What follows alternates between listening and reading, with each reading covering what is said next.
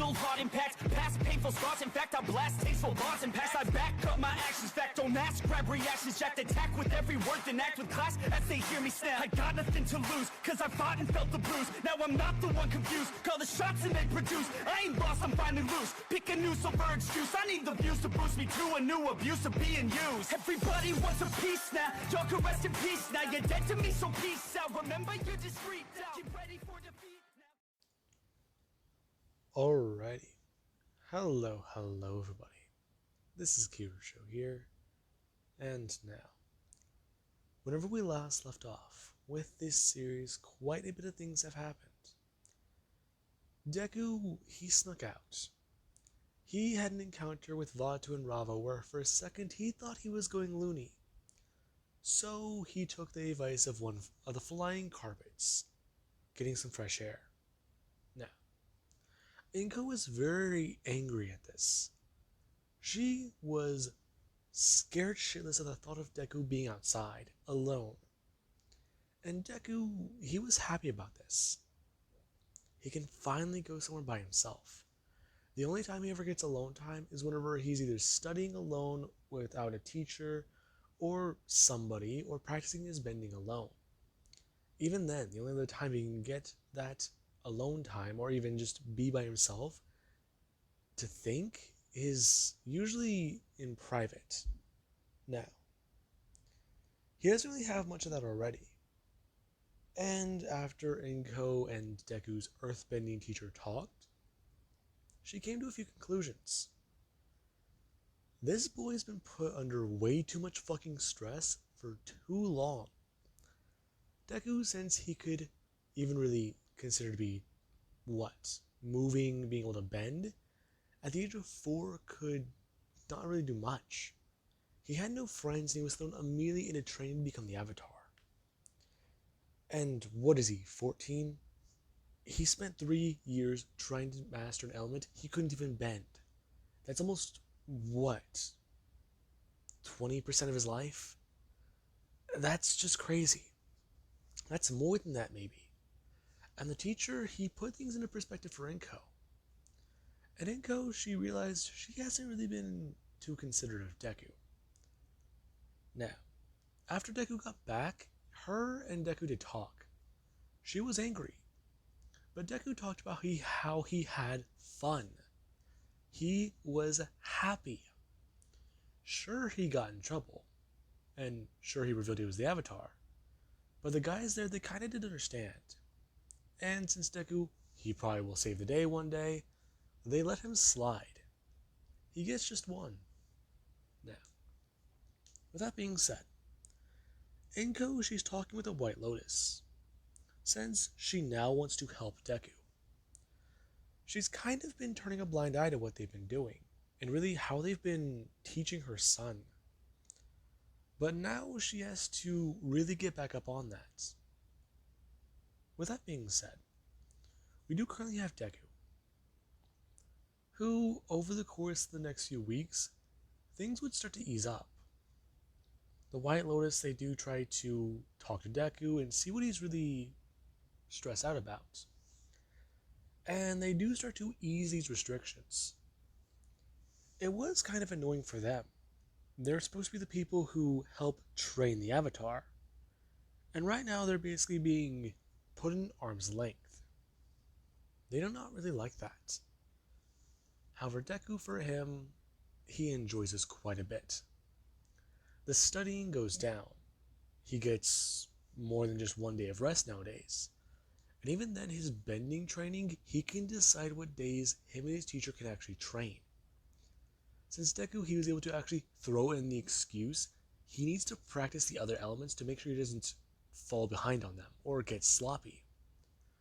The White Lotus, they did like that idea for Deku, and they didn't really realize what he was doing, since he was a master at those elements. And really there was only 2 to practice. Now, with that being said, the year would start to go by. And Deku, he does go from stressing out and really just trying to sneak out to actually having a lot more fun. And you do actually have today, at the age of 17, where Deku and his earthbending teacher, they actually are having their final fight. And the man, he's actually very surprised. He understands that the avatars, they have insane potential for learning. And he's been there to see it. He himself has actually felt like he's had to improve and actually come up with more strategies just to fight against Deku. As you do actually have with Deku today, he's charging straight at his teacher. As Deku, he's using the ground to his advantage. The moment Deku actually is going to bring up his right fist and blast outwards to try and use it against his teacher, the man actually is going to try and bring up his hands.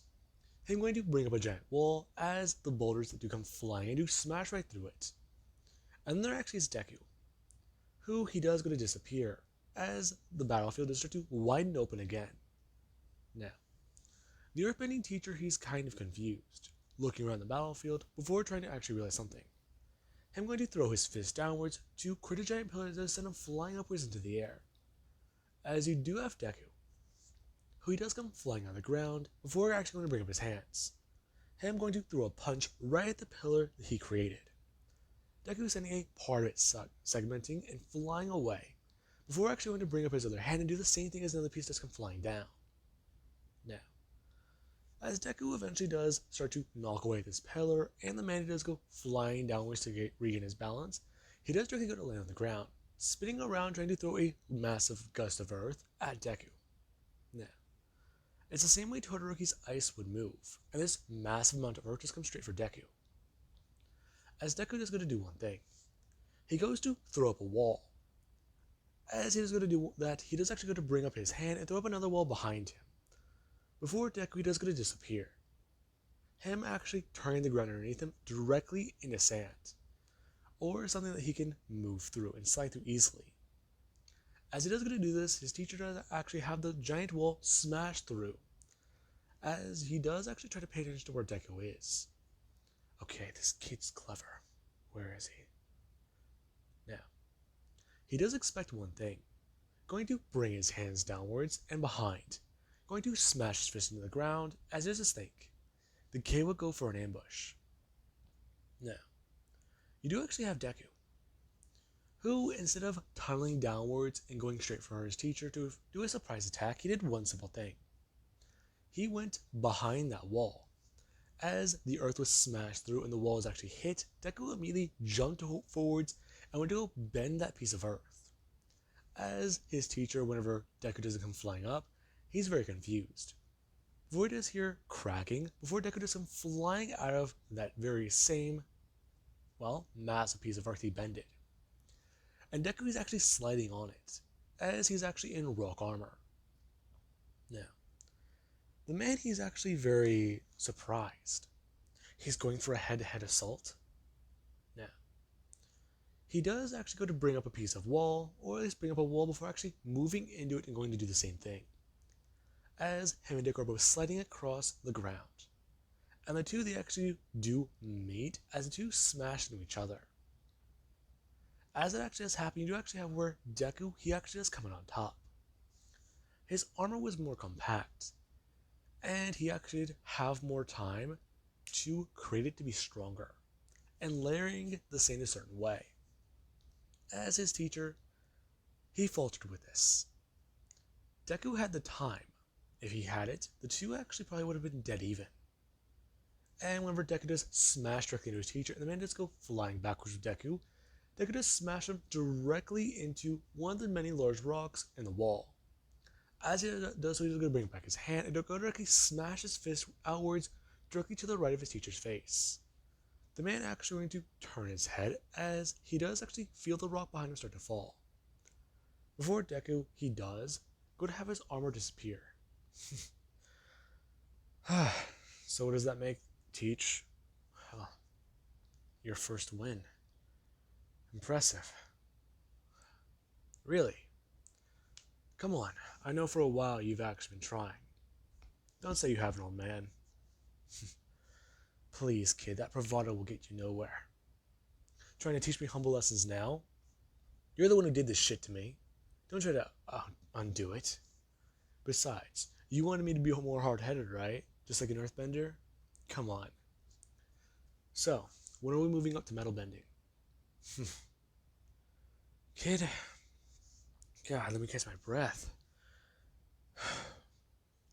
Okay, metal bending, that will be a lot easier for you to learn than you think. Will it? Yeah. Everything's nearly similar to earthbending. You know, Toph Beifong, right? Wasn't she the creator of metal bending? Yeah, she was. She's also one of your friends in your past life. And even then, she had her own specialized techniques. The reason why metal bending is easy to learn for a master bender is quite simple. It's considered a freestyle. I'm sorry? A freestyle. I could teach you what I know. But really, if I do that, I basically just be teaching you earthbending all over again. Really, it's trying to bend the metal that's the hard part. You have to get a feel for it. You have to be able to find the earth you can bend. Once you do that, you can do anything. It's what Toph Beifong did. She was blind, so she used what she already knew of her mastery of the art of bending. And really, people built from there. Really? Yes. In fact, we could start today or tomorrow. I think the, I think the White Lotus have a car they don't like, maybe, or maybe a block of metal. I don't know. I'll find something out. We'll get it all figured out. Advanced bending. If it's really that easy to learn, maybe I could ask. You got something in your mind? Kind of, actually, yeah.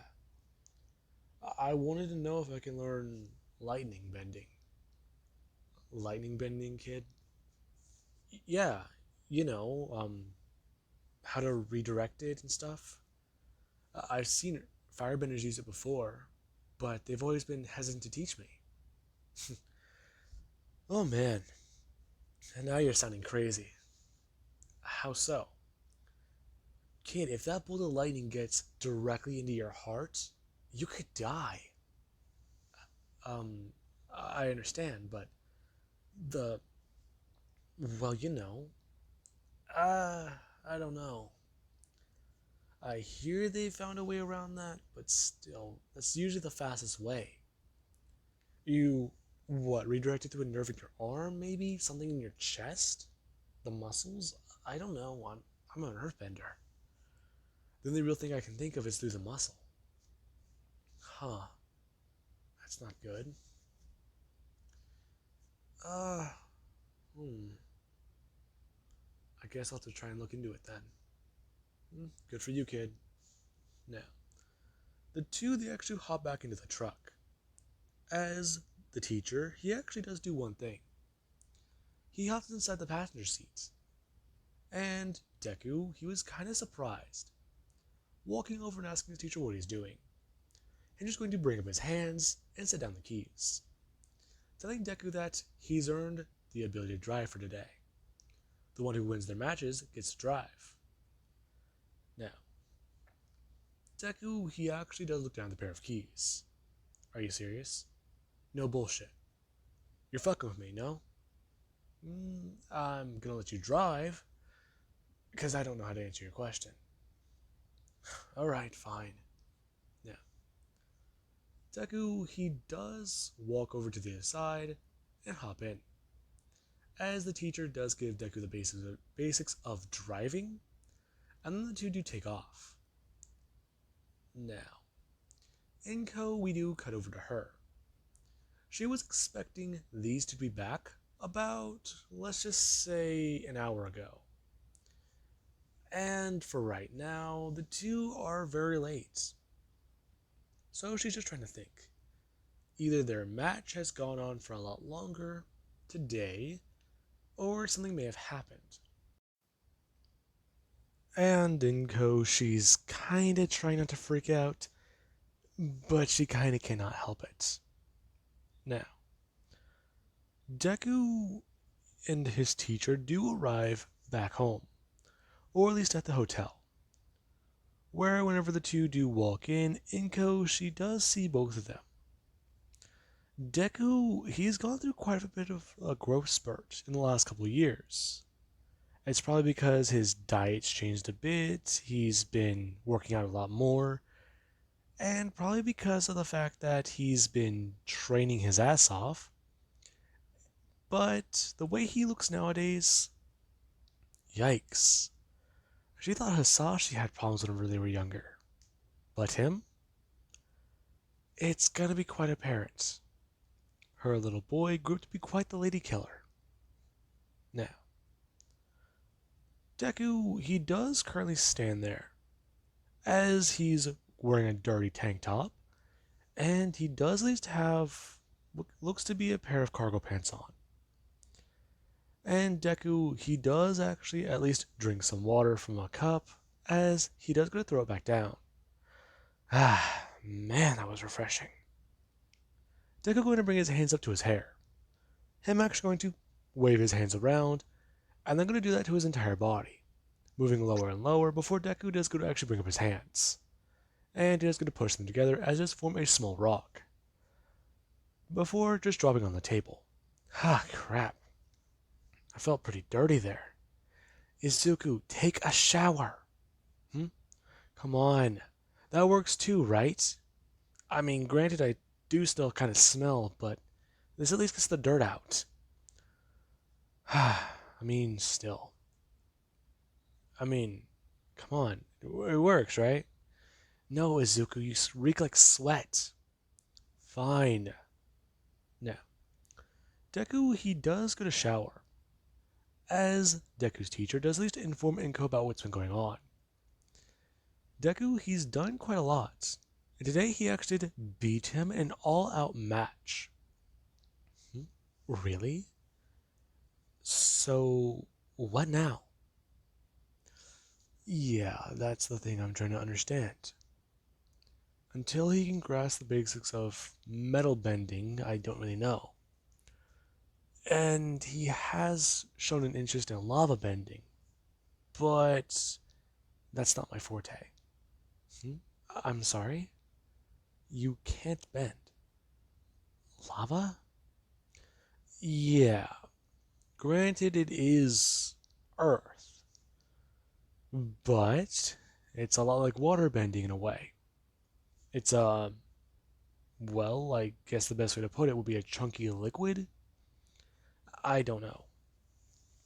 I think if he knows how to bend that, though, he could get Earth. Well, he could learn water bending, maybe. Now, the man he does gonna pop up with a bottle, expressing to Inko that it is most likely the best bet. He does know somebody who would be able to do that. But right now, Deku, he should probably focus on metal bending, since, more than likely, it's going to be one he can actually learn. I'm sorry? Well, from what I understand from certain records, some avatars may have been able to learn this type of bending, especially in the avatar state. But, yeah, it's not really too sure. No one really knows what the avatar can do. Hell, I remember hearing a story about this one guy fighting Avatar Aang. He bloodbended during the day, and most people need a full moon to do that. If that guy can do that, then I'm kind of scared to think about what an actual avatar could do with that type of power. Especially since their rate of potential for learning is crazy fast. Really?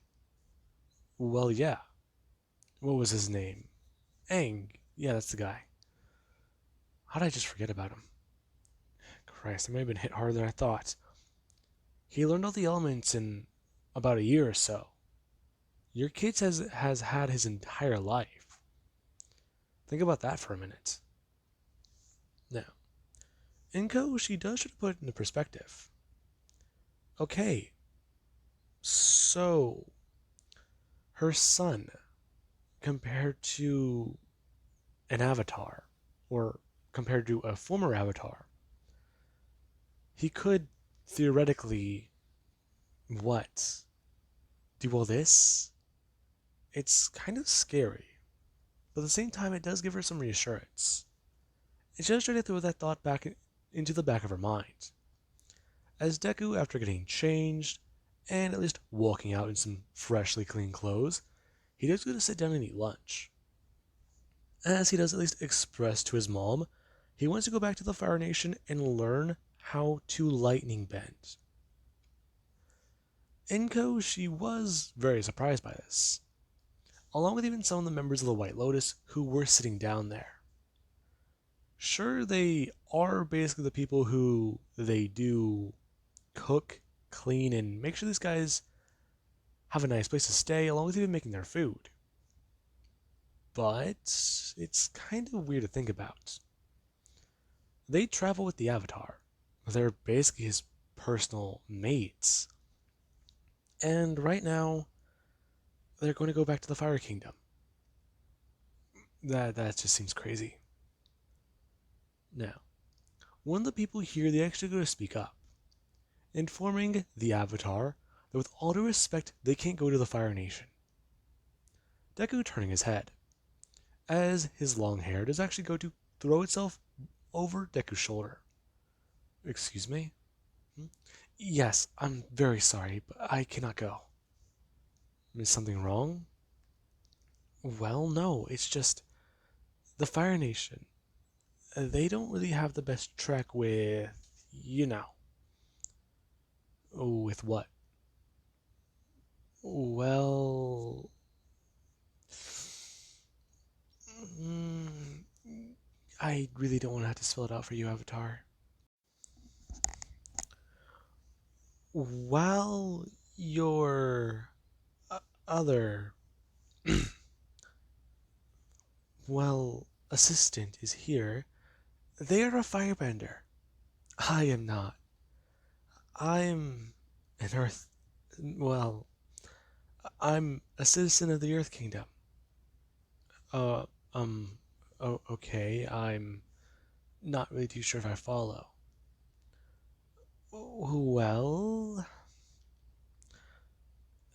there's been a rise in crime, and nowadays, people who are not considered to be citizens of the Fire Nation, they're actually being attacked by a cult, or a gang, I guess you could say.